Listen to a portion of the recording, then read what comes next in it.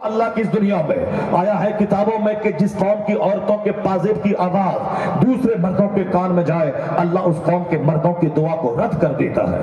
جہاں حرام خوری ہو وہ چاہے بندہ روتے روتے خون بہانے لگے اس کی دعا کو رد کر دیتا ہے اللہ. دعا قبول ہونے کے لیے حلال غذا شرط ہے. دعا قبول ہونے کے لیے عورتوں کا پردے میں رہنا ضروری ہے. مدینے کی خاتون کی شادی ہوئی, شادی کے بعد شوہر سرحد پہ چلا گیا. اب ان کی جوان بیوی گھر میں کیسے رہتی ہے؟ ایک دن دو دن نہیں, وہاں شوہر 27 سال کے بعد لوٹتا ہے. سوچا اس سال کے بعد چلے جائیں, آواز آتی اسلام بچاؤ, پھر چلے جاتے سرحد پہ, پھر چوتے اب 6 مہینے کے بعد گھر جاؤ, پھر آواز آتی اسلام بچاؤ. چونکہ جو زیادہ بہادر ہے اس کی ضرورت سرحد اسلام پہ ہے. وہ مجاہد 27 سال, 1 سال 2 سال کرتے کرتے 27 سال کے بعد جب مدینہ لوٹا ہے, 27 سال تک ایک جوان لڑکی کیسے اپنے آپ کو بچائی ہے کہ پڑوس کے مردوں کو بھنکنے لگی اس گھر میں کون خاتون رہتی ہے, ان کا چہرہ کیسا ہے, ان کے سر کے بال کیسے ہیں. جو بھی اللہ سے ڈرنا چاہتا ہے یا اللہ سے ڈرنا چاہتی ہے اللہ تبارک و تعالی اس کے لیے اسی طرح کے راستے پیدا فرما دیتا ہے. جو نماز پڑھنا چاہتا ہے اللہ اس کے لیے اسی طرح کا راستہ پیدا کر دیتا ہے. جو نماز چھوڑنا چاہتا ہے اسی طرح سے اس کے لیے سبب بن جاتا ہے. تو اب وہ خاتون چاہ رہی تھی کہ میں شوہر کی غیر موجودگی میں اپنے نفس کو قابو میں رکھوں, کنٹرول میں رکھوں. اس کے لیے کیا ہے, ساری انرجی انہوں نے عبادت میں لگا دی, تلاوت میں, کتابوں کے مطالعے میں. اور اللہ رب العزت نے جو ایک لڑکا ان کو عطا فرمایا, چونکہ شادی کے بعد شوہر کے ساتھ رہ کر کے وہ شوہر سرحد پہ گیا تھا, اب وہ امید سے ہو گئی تھی. اور پھر جب بچہ تولد ہوا 9 مہینے کے بعد, پھر اس بچے کی پرورش, اس کی تعلیم و تربیت کے پیچھے انہوں نے سارا مال لگا دیا اور ساری انرجی لگا دی. عبادت, ریاضت, بچوں کی بہترین تربیت, اسی میں ساری زندگی کے دن گزر گئے. نہ اجنبی مردوں کا خیال آیا, نہ کسی پیار محبت کے نام پہ آبرو کے تباہ کرنے کا خیال آیا. اور جہاں کبھی وسوسہ پیدا بھی ہوتا ہوگا تو اس وسوسے کو دبانے کے لیے اللہ کی بارگاہ میں رجوع کرتی ہوں گی. عظیم آباد پٹنہ کی ایک عورت جوانی میں بیوہ ہو گئی. انہوں نے شادی کی بات لوگوں نے کی, انہوں نے شادی نہیں کی, کہا میں شادی نہیں کروں گی. انہوں نے شادی نہیں کی, مگر اللہ کا ڈر, سماج کی غیرت کا خیال, اپنی غیرت کا خیال, ماں باپ کی آبرو کا خیال اتنا رہا کہ وہ اپنی پوری زندگی عبادت میں گزار دی. جب مرنے سے پہلے وصیت انہوں نے کی کہ اب تو میں مر رہی ہوں, میں بوڑھی ہو گئی, مگر میری وصیت کو نوٹ کر لینا میرے خاندان والوں, تمہاری جب بیٹیاں بیوہ ہو جائیں ان کو بیوہ مت چھوڑنا, ان کو شادی کرا دینا. میری مثال مت دینا کہ فلاں کی بیٹی جوانی میں بیوہ ہوئی, ساری زندگی شادی نہیں کری اور پھر عبادت میں زندگی کے دن گزار دیا, ذرہ برابر ان کے سفید کپڑے پر کوئی داغ نہیں لگا. خاندان, ماں باپ اور مرنے والے شوہر, سب کی آبرو بچا کے وہ دنیا سے چلی گئی. مگر میری نصیحت سنو, تم نے مجھ کو کیسا پایا؟ کہا ہم نے آپ کو عفیفہ پاک دامن پایا, اپنے صبر کرنے والی, نگاہوں کی حفاظت کرنے والی, شرمگاہوں کی حفاظت کرنے والی کروڑوں میں ایک پایا. کہا اب میری نصیحت سن لو, تم سے میں کہتا ہوں کہ جب بھی کسی کا شوہر مر جائے اس کو شادی کرا دینا, بغیر شوہر کے کسی خاتون کو مت رکھنا. انہوں نے کہا کہ میری مثال تم دو گے, لیکن جب میں رات کو تہجد کے لیے اٹھتی تھی اور جب کوئی شہر کوتوال اگر گلی میں وہ آواز لگاتا تھا, میرے دل میں خیال پیدا ہوتا تھا کہ میں گھر سے نکل جاؤں, اس کوتوال مرد سے میں لپٹ جاؤں, مگر اللہ کا ڈر, مصطفیٰ سے شرم و حیا, اپنے خاندان کی آبرو کا خیال کرتے ہوئے میں اپنے نفس پہ کنٹرول کر کے رہ گئی. اللہ سے میں دعا کرتی تھی, میں نماز پڑھتی تھی, میں تو رہ گئی, میں تو کنٹرول کر لیا, لیکن کوئی دوسری عورت نہیں کر پائے گی. اس لیے میری نصیحت نوٹ کر لو تم لوگ کہ جب بھی کسی لڑکی کا شوہر مر جائے اس کو بغیر شوہر کے مت رکھنا, اس کو شادی دلا دینا, چاہے زندگی کے جس پڑاؤ میں ہو. نہیں کہ 2 بچہ ہے اس کا منہ دیکھ کر کے رہ جائے گی, 2 بچہ ہے اس کا منہ دیکھ کے رہ جائے گی. یہاں تو 4 بچے کی ماں شوہر کی موجودگی میں فیکٹری میں کام کرنے والے نوکر کے ساتھ بھاگ رہی ہے. میری نگاہوں نے وہ تماشے دیکھے ہیں صاحب. ایک بہت اونچے پوش خاندان کی لڑکی, 3 بچے کی ماں, کروڑوں کی دولت, شوہر کا شاندار مکان, شاندار کار, لیکن سامنے ٹیلر ماسٹر کے پاس جا کے کپڑا بنوانے کی وجہ سے آنکھ چار ہوئی, محبت ہوئی. کروڑوں کا بنگلہ چھوڑ کر, اپنے باپ دادا کی عزتوں کو مٹی میں ملا کر, 3 خوبصورت چاند جیسے بچوں کو چھوڑ کر اس ٹیلر ماسٹر کے ساتھ وہ بھاگ گئی. اس لیے کہا گیا ہے کہ کرنا فی بیوتکن ولا تبرجنا تبرج الجاہلیہ. کیا کہا اللہ نے؟ پیدا کرنے والے رب نے، جس نے مرد عورت کو پیدا کیا ہے، اس رب نے مردوں کی ڈیوٹی عورتوں کی ڈیوٹی کیا بتائی؟ اے عورتوں گھر میں ٹھہری رہو. جاہلیت کے زمانے کی عورتوں کی طرف بے پردہ آوارہ سڑکوں پہ مت پھرتی رہو. نہیں، مولانا دقیانوسی کی تعلیم دے رہا ہے، ٹریڈیشنسٹ ہے مولانا، پرانے خیال میں جی رہا ہے. ابھی ماڈرن ورلڈ ہے، اس ماڈرن دنیا میں عورت مرد سب ایک رہے، سب ترقی کرے، یہ وکاس سے الگ ہو رہا ہے. ایک تماچا چہرہ پہ مارے بدتمیز. کلکتہ کے آرجی کر میڈیکل کالج میں کیا تماشا ہوا ساری دنیا نے دیکھا. وہ سب پڑھے لکھے لوگ تھے، سب میڈیکل کالج میں پڑھنے والے تھے، میڈیکل کالج میں ایم ڈی کرنے والی لڑکیاں ہیں، کالج کا پرنسپل ہے. کیا کچھ تماشا تہخانے میں ہو رہا ہے ساری دنیا نے دیکھا. کیا کچھ اس لڑکی کے ساتھ ہوا جو ایم بی بی ایس کر چکی تھی، ایم ڈی کر رہی تھی؟ کیا ہوا اس کے ساتھ؟ باپ کے سارے سپنے چور چور ہو گئے، ساری تعلیم چوپٹ ہو گئی، اپنے جان سے ہاتھ دھو بیٹھی. فطرت سے بغاوت نہیں ہوگی کہ سامنے صاحب اجنبی مرد رہے، اجنبی عورت رہے، یا دونوں اپنے آپ کو بچا لیں. نہیں ہوگا. تہمت کی جگہوں پہ کھڑے ہونے سے بچو، ایسی جگہ جانے سے بچو جہاں پاؤں کے پھسلنے کا اندیشہ ہو، وہاں جانے سے بچو. یہ احتیاط کے طور پر ان کو کہا گیا کہ پردے میں رہ، ورنہ بہت سارے درندے سماج میں گھوم رہے ہیں. جب وہ سارے درندے چاہیں گے تجھ کو لوٹنا کھسوٹنا، 10 درندے ہیں اور ایک خاتون ہے خوبصورت، وہ 10 چاہتے ہیں اسے شادی کرنا یا اس کی آبرو کو لوٹنا. ایسے میں آبرو کیسے محفوظ رہے گی؟ ایسے میں ایک طریقہ ہے قانون پردہ اسلام کا، گھر میں رہو. اگر ضرورتاً گھر سے باہر جانا پڑا، سر سے لے کے پاؤں تک ویلڈ ہو جاؤ تاکہ لچوں لفنگوں آوروں کی نظر تجھ پہ نہ پڑے. اب تو کالی کلوٹی بھوتنی ہے تو بھی تیرا عیب چھپا ہوا رہے گا چادر کی وجہ سے. اب تو خوبصورت حسن و جمال کی دیوی ہے تو تیرا حسن چھپا رہے گا ان گھونڈوں سے، چادر کی وجہ سے. اسلام کے ہر قانون میں حکمت پوشیدہ ہے. آج بے پردگی جنس ٹی شرٹ کے ماحول نے کالج میں زنا، یونیورسٹی میں زنا، شیلٹر ہوم میں زنا، تہخانے میں زنا، میڈیکل کالج میں زنا، یونیورسٹیز میں زنا، یہاں تک کہ 8 کلاس کے بچوں میں زنا، گرل فرینڈ بوائے فرینڈ کا ماحول. اب اگر آدمی بے حیا ہو جائے، وہ زنا سے شوق اس کا بڑھ جائے اور کہے نہیں سب چلتا اسے گٹکا کھینی کھایا، اسی طرح گیا اپنا کام کر لیا، اپنا چل دیا، تو پھر اس بے حیا دنیا میں آدمی کا مر جانا بہتر ہے. آقا نے کیا فرمایا تھا؟ جب تیرے مالدار لوگ بخیل ہو جائیں، جب تیرا سارا کام عورتوں کے ہاتھ میں چلا جائے، وہ امورکم الی نسائکم، جب تیرے معاملات عورتوں کے ہاتھ میں چلے جائیں تو فبطن الارض خیر من ظہرها، آقا فرماتے ہیں تیرا مر جانا زندہ رہنے سے زیادہ بہتر ہے.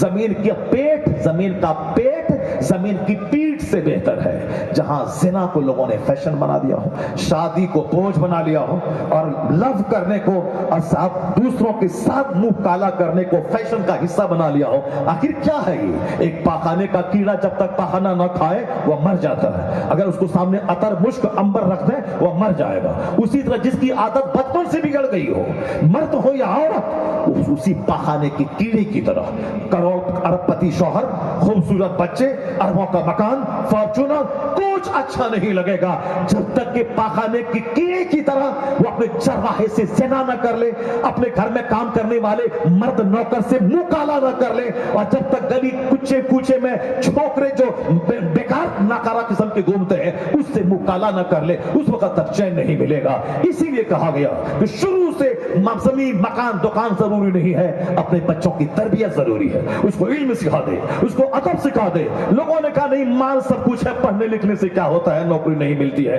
امریکہ کے جب بچے تباہ و برباد ہونے لگے تب وہاں کے لوگوں نے کہا نہیں، مکان دکان تو بچہ بیچ کے کھا جائے گا، اگر ڈرگس اور شراب کا عادی ہوا تو سارے مکان کو بیچ کے شراب پی لے گا. اس لیے ڈسپلین سکھاؤ، ادب سکھاؤ، مقصد حیات بتاؤ، ہم پیدا ہوئے کیوں ہیں، ہمیں کرنا کیا ہے، جیون پدھتی سکھاؤ، یعنی ڈسپلین سکھاؤ. تو جو بات آج یورپ کے لوگ تباہی کا تماشا دیکھنے کے بات کر رہے ہیں، جو بات ہندوستان کے عقل مند وائز یہ تباہی کا تماشا دیکھنے کے بات کر رہے ہیں کہ پڑھیے لکھے اچھا انسان بنیے، چاہے پکوڑا بیچیے، چاہے جوتا چپل سیئے، چاہے کی دکان پہ گلاس دھوئیے، مگر پڑھنے کا مقصد نوکری نہیں، ایک اچھا انسان بننا ہے. بھلے اور برے کی تمیز سیکھیے. پڑھنے کا مقصد یہ ہوتا ہے تاکہ آپ سویلائزڈ بن جائیں. جب بچے تباہ و برباد ہونے لگے تب اس کو آج ڈسپلین نظر آیا. ادب نظر آیا ہے, مورالٹی نظر آئی ہے, اخلاق نظر آیا ہے, مگر قربان مصطفیٰ جانے رحمت پہ 1400 سال پہلے میرے آقا نے فرمایا تھا, ما نہلا والد ولدہ من نہل افضل من ادب حسن.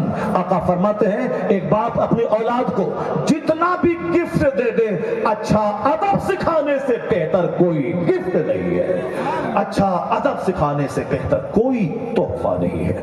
دنیا تباہی کا تماشا دیکھنے کے بعد واپس لوٹے گی وہاں جہاں حضور نے جو راستہ دکھایا ہے. یہ ہندوستان کے دو چار لچے لفنگے جو مصطفیٰ کے خلاف بولتے ہیں, یہ کیا جانے مصطفیٰ کیا ہے. ڈاکٹر برنارڈ شاہ سے پوچھے مصطفیٰ کیا ہے, وہ کہتے ہیں he must be called the savior of humanity. If a man like him were to assume the dictatorship of the modern world, he must succeed in solving its problems. Bernard Shaw جس کی کتابیں دنیا بھر کے سارے college اور universities میں پڑھائی جاتی ہیں, 7 سمندر پار پیدا ہونے والا دنیا کا ایک عظیم اسکالر, وہ کہتا ہے اسلام کے پیغمبر محمد عربی صرف مسلمانوں کے نہیں, وہ تو مانوتا کے رکشک کہے جاتے ہیں, انسانیت کے محافظ ہے. اگر دنیا کے لوگ ان کو اپنا ایکسپٹیڈ رہنما مان لے, ان کے اصول کی روشنی میں زندگی گزارے, جو دنیا میں آگ لگی ہے یہ آگ بجھ جائے گی, امن کی جنت میں دنیا تبدیل ہو جائے گی. یہ کون بولتا ہے جو ہندوستان کے 2-4 لوگ ان کے پاؤں کی دھول کے برابر نہیں ہے, اتنا بڑا ہائیلی کوالیفائڈ آدمی. اور اسی نے کہا تھا if any religion has a chance of ruling over England nay Europe within the next 100 years it is Islam. Bernard Shaw نے کہا تھا اگر آنے والے 100 سال کے اندر کوئی مذہب یورپ بر اعظم میں حکومتی مذہب بننے والا ہے تو وہ مذہب اسلام بننے والا ہے. یہاں کہتے ہیں ہمارا مستقبل خطرے میں ہے, مگر یورپ کا وہ پڑھا لکھا ہائی کوالٹی کا دانشور کہتا ہے حالات بتا رہے ہیں کہ آنے والے وقت میں جب علم بڑھے گا, سچائی کی تلاش میں لوگ نکلیں گے, تو ایک مذہب اسلام, ایک رہنما پیغمبر اعظم ہوں گے جو ان کی سچائی کی تلاش کی دوا بنیں گے, اور پھر وہ سچائی کو ڈھونڈ کر وہ کلمہ پڑھ کے مشرب اسلام ہوگا, اور پھر ضابطہ مصطفیٰ یہی اسی کا ضابطہ اخلاق نافذ ہوگا.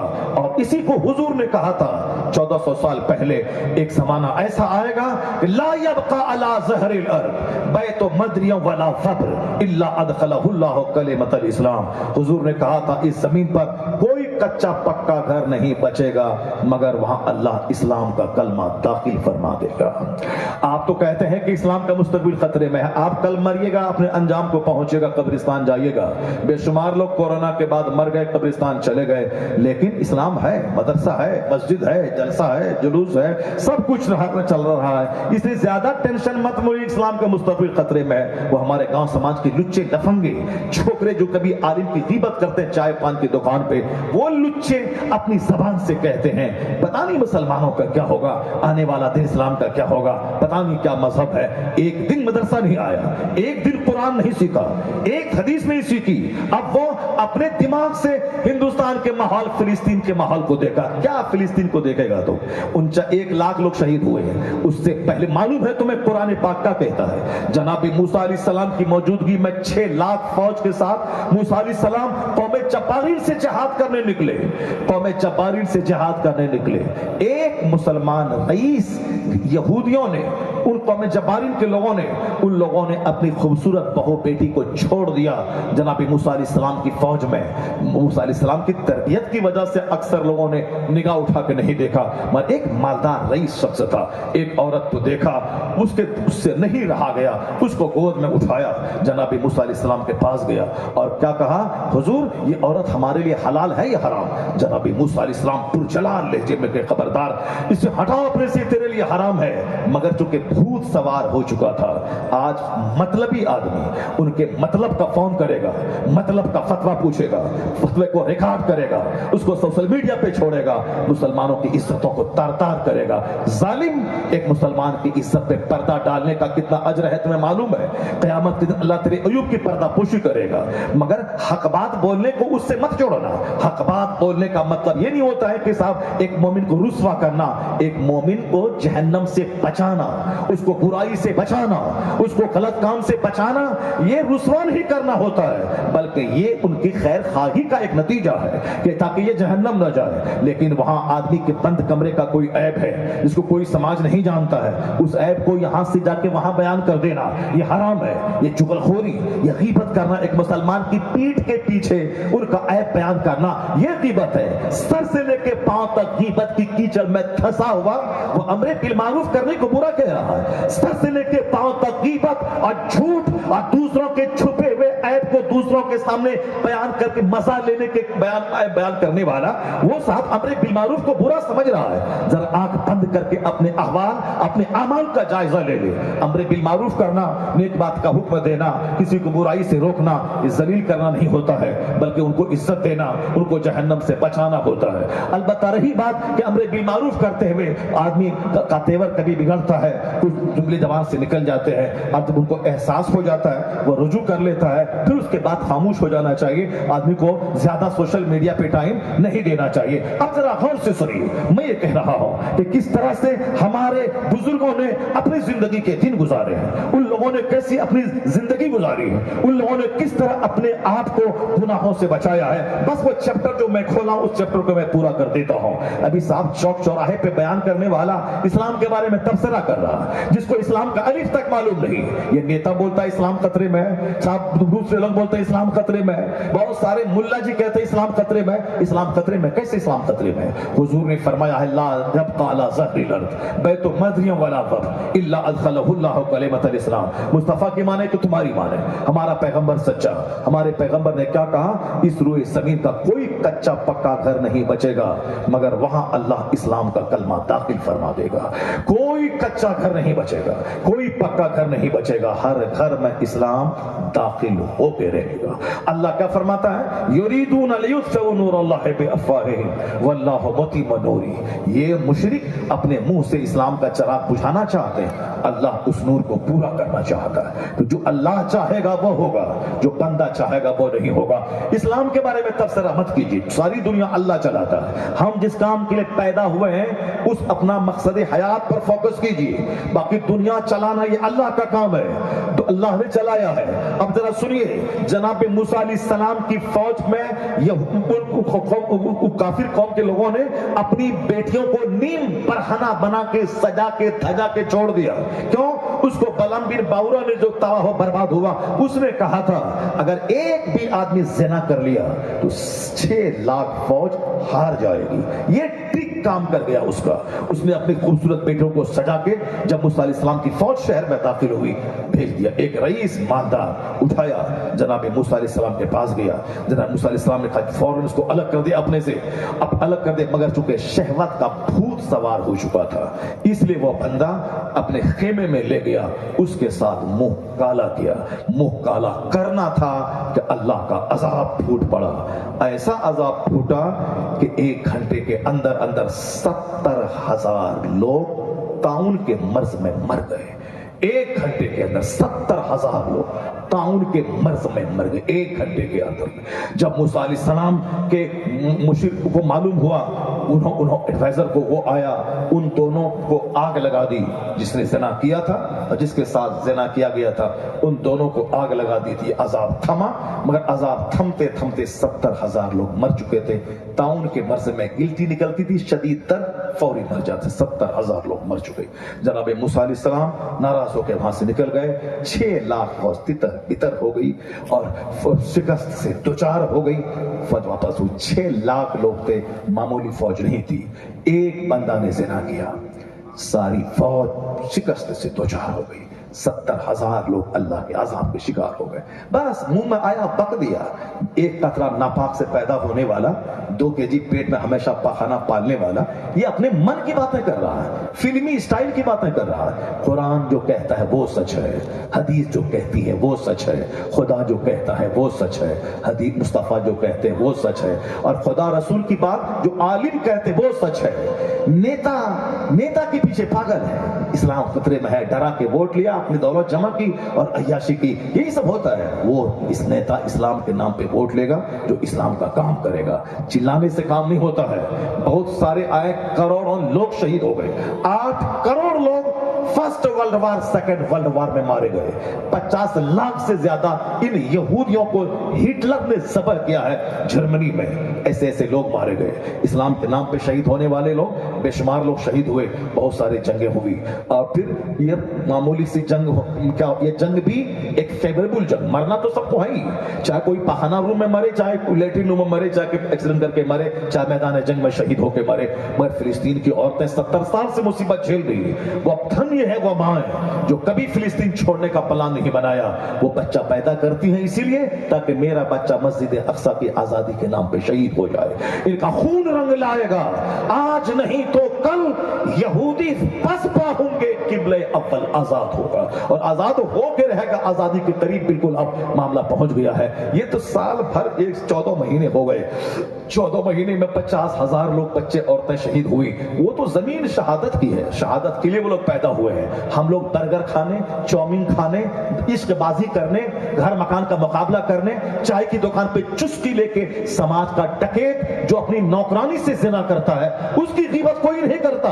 जो बच्चा, जो मौलाना फजर से लेकर के ईशा तक नमाज़ें पंजगाना पढ़ना, बच्चों को पढ़ाना, इंसान पैदा करना, इनका जो प्लान है इनके खिलाफ। चाय की दुकान पे, पान की दुकान पे सब साहब, वो गांव का रईस जिना कर रहा, कोई बोलने वाला नहीं। वो सूद खा रहा, कोई बोलने वाला नहीं। वो जुआ खेल रहा, कोई बोलने वाला नहीं। वो औरतें 2-4 मर्दों को जिना की दावत देती हैं, कोई उसके खिलाफ बोलने वाला नहीं है। सारा खिलाफ मस्जिद के इमाम, तकरीर करने वाले मौलाना, ये मदरसा, मस्जिद, खानका, पीर साहब, बस इसके खिलाफ लेके चाय की दुकान पे बैठ गई। ये भी गुस्सा भी बड़ा इनका चालाक है, क्योंकि हम जैसे कमजोर लोग इनका कुछ बिगाड़ नहीं पाएंगे, इसीलिए हम कमजोरों की ग़ीबत हो रही है। लेकिन वो मालदार जो ज़िना करता है, सूद खा के दौलत जमा करता है, वो लंगरे हुसैन करे तो सारे लोग दौड़ जाते हैं खाने के लिए। कोई नहीं बोलता हराम माल का लंगर कबूल नहीं होगा, नहीं खाने जाऊंगा। हराम माल से बच्चों बेटे का वलीमा करता है, नहीं जाऊंगा, चूंकि डर है ना कि जो मालदार है, बाहुबली है, उनके 10, 20, 50 लोग हैं। अगर कोई ग़ीबत किया तो 2-4 तमाचा मारा जाएगा, उसको बस 4 इंच छोटा भी कर दिया जाएगा। इसीलिए उनके खिलाफ वो डर के मारे नहीं ग़ीबत करता, चुप चुप बोलता है। ये मौलवी साहब बेचारा कुछ तो बिगाड़ नहीं पाएगा इसका। इसीलिए साहब पढ़े लिखे लोग, टीचर क्लास के लोग सब दुकान पे बैठ के मौलवी साहब के खिलाफ, मदरसा के खिलाफ। इसीलिए आज मदरसा मिट रहा है, क्योंकि जब इनको इतनी बेइज्जत की जाएगी तो कौन अपने बच्चों को आलिम बनाएगा। इल्म दीन को जब सम्मान दिया जाता है, जब मुल्ला अहमद जीवन को का पांव चूमा जाता है, तब सारा हिंदुस्तान तमन्ना करता है कि मेरा बेटा आलिम होता तो मेरे बेटे को इज्जत मिल जाती। आज जो मदरसा उजड़ा है इसीलिए उजड़ा है कि जैसी की तैसी करना, इसको बेटी देना है, इनकी कीमत करना है। ये अगर बाइक खरीद ले तो हरामखोरी का इल्जाम लगा देना है। ये अगर आल्टो खरीद ले तकरीर करके तो इस पर हरामखोरी का इल्जाम को कोई सेठ दिया होगा। ये हज भी कर ले तो फिर कोई दूसरा आदमी हज किया होगा या ज़कात खराब के पैसे से हज किया होगा। दूसरा आदमी धर्म गुरु को सम्मान देता है, फॉर्चुनर मेरा धर्म गुरु चले, उसका पांव छूता है, उनका हाथ अपने सर पे लेके आशीर्वाद लेता है। जिसका कोई मजहब नहीं, उसका धर्म गुरु फॉर्चुनर पे आए, उनका पांव चुमा जाए। और जो सच्चा मजहब का खिदमत करने वाला है उसकी जैसी की तैसी मैंने कर दिया। जरा गौर से सुनिए, काम इस्लाम पढ़ेंगे तो फिर मौजूदा मुसीबतों से घबराएंगे नहीं, ये सब चलता रहता है। इस्लाम जिंदा रहता है हर करबला के बाद। क्या कहते हैं? इस्लाम जिंदा होता है हर करबला के बाद। अब उसकी मिसाल सुनिए, 14 महीने हो गए, जो बोला था 4 दिन में गाजा तबाह कर दूंगा, 14 महीने में आज गाजा जिंदा है। वो अपने कैदियों को छोड़ा नहीं सका। और इसके सब्र, इसकी हिम्मत को देखकर अमेरिका, यूरोप के बहुत सारे यहूदी ईसाई कलमा पढ़ के मजहब इस्लाम को कबूल कर लिया। आज खबरें आ रही हैं कि 2015 से लेकर 20 के बीच में 30 लाख गैर मुस्लिमों ने कलमा पढ़ के इस्लाम कबूल किया है 5 साल के अंदर। और इस बीच में जब से जंग चली 14 महीने के अंदर, सिर्फ फिलिस्तीनियों का सब्र, इनका जज्बा, इनका हौसला, इनके सब्र, इनके हौसले, इनकी तिलावत, इनके नमाज की कहानी और खुश दिली से शहादत कबूल करने के जज्बे को देखकर कई हजार यहूदी ईसाई कलमा पढ़ के मोमिन बन गए। क्योंकि उनके साथ जो जंग हो रही वो अमेरिका और इसराइल, ये दोनों महाशक्ति दुनिया की, अमेरिका ही है समझ लें, वो तो इसराइल तो उसकी एक नाजायज औलाद है, असल में अमेरिका है। मगर ये मुट्ठी भर नौजवान उस महाशक्ति से टक्कर ले रहा है। 14 महीने हो गए और आज तक हार नहीं मानी है। आपको तो कुछ नहीं लगा, आपको तो अखबार पढ़ा, सोशल मीडिया को देखा, आहा किया, लेकिन होना क्या चाहिए था? आहा नहीं, होना ये चाहिए था कि मेरी औरतें वहां दाने दाने को तरस रही हैं, हमारे बच्चे शहीद हो रहे हैं, जो जिंदा है वो दाने को तरस रहे हैं, तो आहा नहीं बल्कि आंसू बहा के रो के अल्लाह की बारगाह में तौबा करना चाहिए। इलाही मैं बेनमाजी हूं, मेरे भाई पे आफत टूटी है, मेरी मस्जिदें वीरान है, मेरे भाई पे मुसीबत आई है, हम यहाँ चैन से खा पी रहे, मेरे भाई पे आफत आई है। तो सच्चा मुसलमान आहा करके नहीं रहेगा, सच्चा मुसलमान सच्ची तौबा करके नमाज शुरू करेगा, दुआ करेगा, मालिक मेरी बदअमली से मेरे भाई पे अजाब आया है, अब मैं तौबा करता हूं, सच्ची गुलामी मुस्तफा की करने का ऐद करता हूं। सच्ची तौबा करियाचक अलीपुर में होगी, इसका पॉजिटिव असर फिलिस्तीन में देखा जाएगा। अल्लाह तबारक व तआला अजाब इसलिए नाजिल करता है ताकि जो मरने वाला था, शहीद होने वाला, वो तो मर गया, आला मौत चला गया, लेकिन जो जिंदा है वो इबरत हासिल करे। इसीलिए तीजा 40वां है, ताकि दूसरे के तीजा में अपना तीजा झांक के देखें, दूसरे के जनाजे में अपनी लाश झांक के देखें। इसीलिए उहद पहाड़ के बराबर तो क़िरात का सवाब मिलता है जनाजे में जाने से, ताकि उनके जनाजे में अपना जनाजा झांक के देखें। वो तो मरने वाला मर गया, हम जो जिंदा हैं कम से कम हम तो चोरी, डकैती, शराब, जुआ, झूठ, गीबत, बरहंगी का माहौल, सब गुनाह से तौबा करें। उनको देखने के बाद समझे कल हमारा जनाजा निकलेगा, जो जिंदगी बची है सच्ची तौबा करके इबादत में कर लो।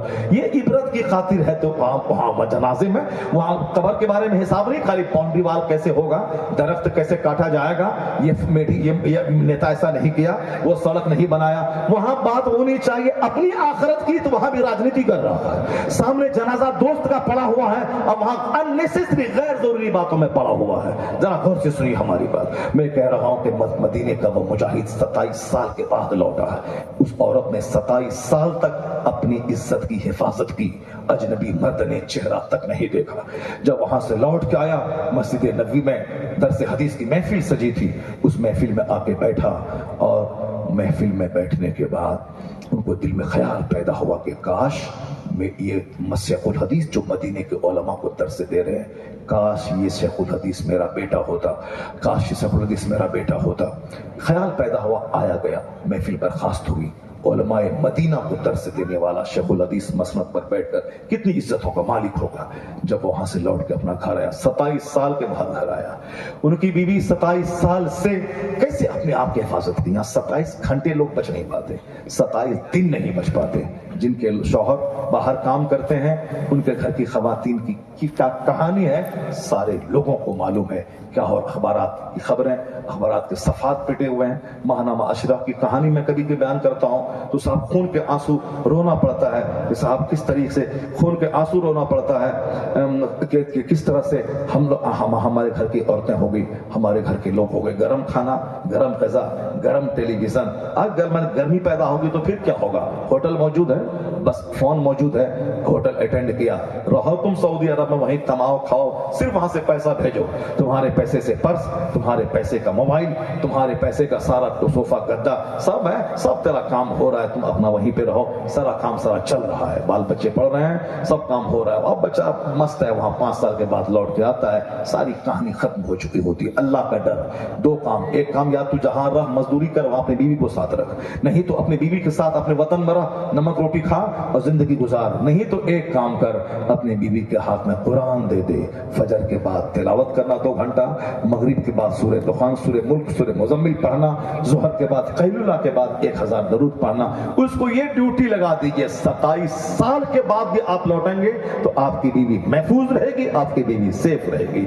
अगर ये काम नहीं रहा तो 27 दिन 27 घंटे बर्दाश्त नहीं होगा, क्योंकि चारों तरफ गुनाह की तरफ आमादा करने वाले सारे औजार, सारे हथियार मौजूद हैं। मोबाइल से लेकर के घिनौने माहौल तक, टेलीविजन के म्यूजिक और संगीत से लेकर के आस पड़ोस के माहौल तक, हर तरफ गुनाहों की तरफ पुकारने के लिए, बुलाने के लिए वो सारे लवाजमात मौजूद है। 27 साल के बाद जब घर पहुंचे तो बीवी से बात करने लगे, बात होने लगी। इसी दरमियान मदीने का शेखुल हदीस उनके घर में दाखिल हुआ। देखा अब क्या कहता है वो मुजाहिद, कहता है कि मेरे घर में आप अजनबी आदमी, आप शेखुल हदीस हैं, आलिम दीन हैं, मदीना के उलमा के सरदार हैं, सब अपनी जगह, लेकिन बगैर इजाजत मेरे घर में आप कैसे दाखिल हो गए हैं? अब ये शेखुल हदीस क्या कहते हैं یہ تو میرا گھر ہے، آپ میرے گھر میں اجنبی کیسے داخل ہو گئے؟ آپ میرے گھر میں کیسے داخل ہو گئے؟ دونوں میں تکرار ہونے لگی۔ اندر سے خاتون کہتی ہیں اپنے شوہر سے کہ میرے شوہر نامدار وہ اجنبی نہیں ہے، وہ آپ کا وہ بیٹا ہے جو بطور امانت چھوڑ کے آپ گئے تھے۔ اور اپنے بیٹے سے کہتی ہیں میرے لال یہ تمہارے وہ باپ ہیں جو 27 سال کے بعد سرحد اسلام سے واپس گھر لوٹے۔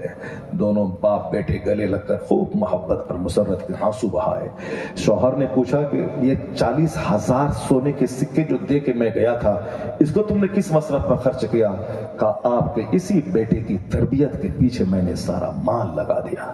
آج مدینے کے علماء کے سردار کون تھے وہ؟ اگر تقریر سنتے ہیں، کتابیں اسلامی پڑھتے ہیں، نام سنے ہوں گے ربیعۃ الرائے کا۔ باپ مجاہد 27 سال تک سرحد پر ہے، ماں 27 سال سے اپنی عزت کی حفاظت کی، اجنبی مرد پڑوس کا نہیں دیکھا کہ اس گھر میں خاتون کیسی رہتی ہیں۔ تب اللہ نے ان دونوں نفیس جوڑے کو ربیعۃ الرائے جیسا شیخ الحدیث محدث بیٹا عطا فرمایا۔